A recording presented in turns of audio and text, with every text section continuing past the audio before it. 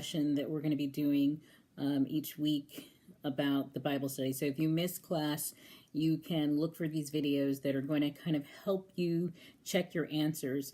And that way, as a class, we don't have to go backwards too much. Okay, so let's start with question number 1.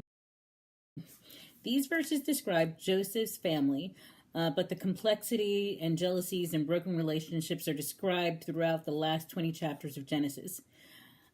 Before the study, read the concluding remarks of Joseph's father, Jacob, in Genesis 49, 1 through 27 to get the full picture of Joseph's family dynamics. And now for questions 2 and 3.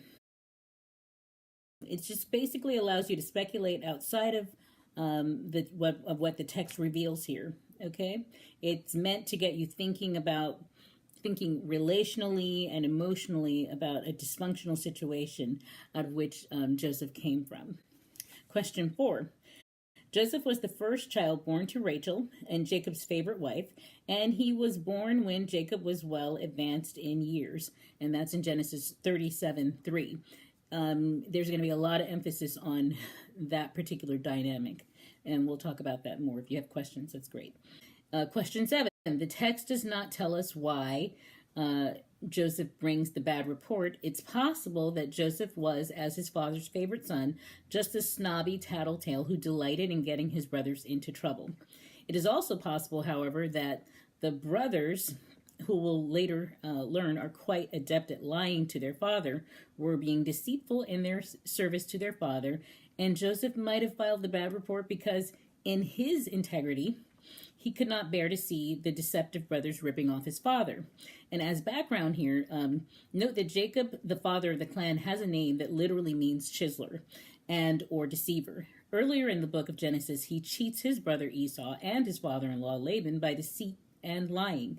And as you discuss family dynamics, it might be worth asking if the sons were misbehaving on the job or if they were just imitating their conniving father. Question 8. The beautiful coat certainly drove a wedge between the brothers and Joseph in several ways. First, it showed him as Jacob's favorite son, as the son of his old age. That goes back to what we were talking about in Genesis 37:3. Okay. And second, the coat probably symbolized that Joseph, as his father's favorite, was exempted from physical work. The coat was a sign of nobility. And the long sleeves were an indication that Joseph was not expected to do manual work like his brothers.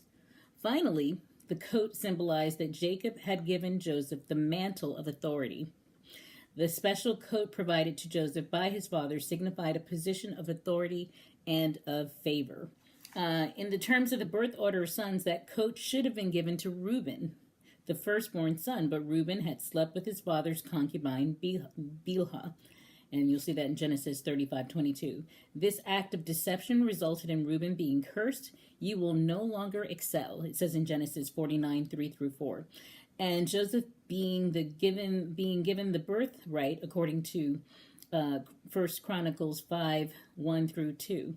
The judgment on Reuben was severe because a son who used his father's concubine was seen not only as incestuous, but as attempting to usurp the authority of the family patriarch. The brothers' emotions toward the coat appears later in Genesis 37 when they strip the coat off in 37:23, and perhaps expressing their rage at everything that the coat and Joseph symbolized to them.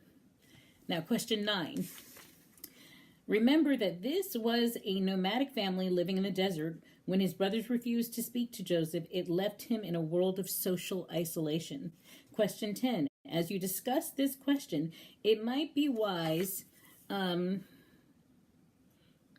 pray and ask God to use the light of Joseph to reassure you that he can indeed use your lives. Question 11 deals a lot with anger. So it's not about not having the right to feel anger or disappointment toward God. In contrast, the psalmist shows his emotions often before God, and even Jesus on the cross questioned why God would let hurtful things happen to him. That's in Matthew 27:46. a great book to, if you're just kind of trying to wrap your brain around that, to refer to would be Philip Yancey's book, Disappointment with God. Okay, and let's see, and the next question is question 12. For those who have no familiarity with what happens later in Joseph's life, this question may be unanswerable, so it might be worth giving a Joseph overview, just kind of going over it, okay, and before you really try to wrestle with 12. So it might be something you come back to. So that's our review of chapter 1, which deals with Joseph and the concept of building on damaged foundations.